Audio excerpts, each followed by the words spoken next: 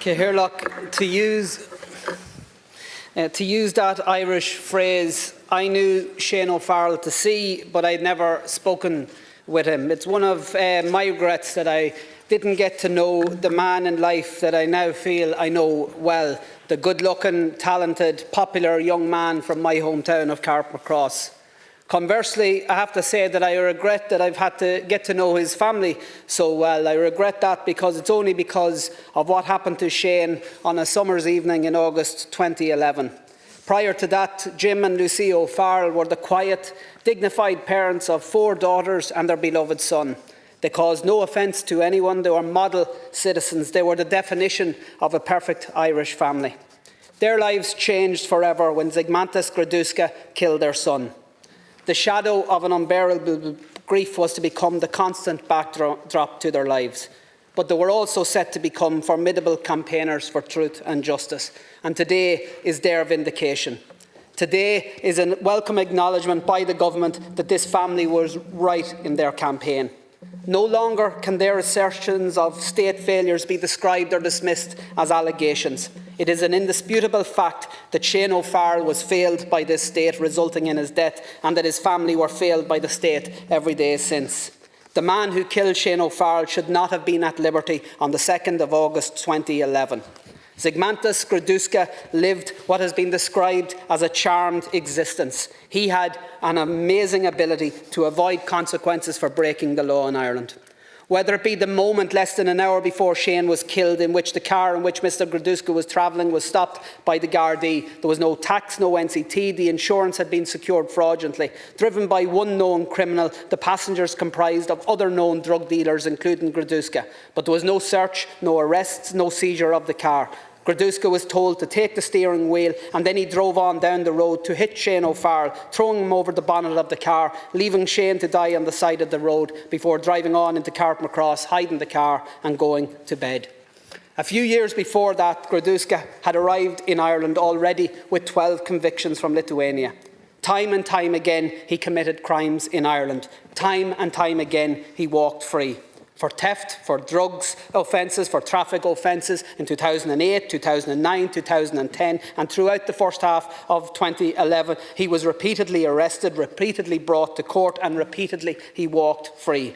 He committed literally hundreds of bail violations. Whenever he was returned to courts, Gardaí failed to notify the presiding judges of the facts of this man's criminal rampage. The mislabelled evidence failed to tell the courts of outstanding warrants. When a judge demanded the further crimes result in a return to his court, the Gardaí, it seems, simply ignored the call. Despite a bail condition to sign on daily at Garda stations, Groduska managed to carry on as if that condition didn't exist.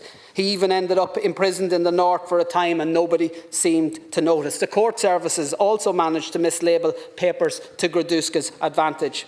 Any one of multiple failings, if they had been set right, would have ensured that Shane O'Farrell would be alive today. Even when he was in court after he killed Shane, Gardaí didn't object to bail. Zygmantas Groduska walked free again. Upon his conviction after Shane's death, the judge offered Mr Groduska a choice: either serve a prison sentence or return home to his family in Lithuania. The simple question that Shane O'Farrell's family have been asking ever since is, how could that be?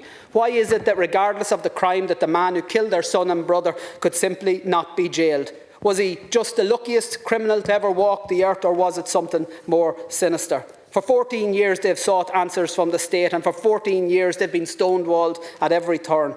They endured a 7-year GSOC investigation, an 18-month IRM process, a 4-year scoping exercise, none of which delivered answers, all of which fulfilled what I suspect was the intention to delay and frustrate the O'Farrell's family quest for truth. But they couldn't succeed, because government after government failed to appreciate or understand the formidable opponent that they had pitted themselves against.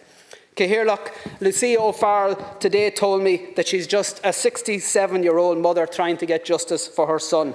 I've come to realise that actually there's nothing more powerful. because it wasn't any of the state investigations, not the Gardaí or the courts or the DPP or GSOC or IRM or the scope and exercise, that found any of the failings that have been outlined here today. In some instances, to be fair, it was the media, prime time and the ditch in particular, but in virtually every instance it was the tenacity, determination, the intelligence of Shane's father Jim, Shane's sisters Gemma, Pia, Amy and Hannah, and above all Shane's mother Lucia, that found the answers that brought us to today. They did everything that they did for Shane above all, there's no doubt about that, but they also did it to ensure that no other family would ever have to go through what they had. And that will be the test of the words of government today. The Minister can direct that the GSOC 103 report, that's entitled the Public Interest Report into Shane's case, is published in full. The Minister should also direct that the file that we know exists relating to Zygmantas Grodusca, held by the Garda National Crime and Security Intelligence Service, be published, because many people, myself included, believe that Zygmantas Grodusca was an informer, that he was permitted to wreak havoc because Gardaí prioritised the protection of their source above all else. So the publication of those documents would be a signal that the government words of today will have meaningful effect, and I hope that that happens. I mentioned that I regret that I've got to know the O'Farrell family so well, but in another sense I have to say I'm so proud to have got to know them over the years and to have joined them for a small part in their journey. Lucia O'Farrell is a force of nature. I'm sorry, Lucia, that it has taken so long for you to get to this point, but I want you to know that you've touched the lives of so many people over the past 14 years. You've been an inspiration in particular to others who seek truth and justice for their loved ones. And I hope that you know that today would not have happened were it not for your efforts. All of those meetings, those letters, those emails, those countless hours of investigation and reading. It shouldn't have been necessary, but it has all been vindicated today. Above all, Cahirlock, I hope that Lucia and Jim and Gemma and Pia, Amy and Hannah know that you've done Shane proud.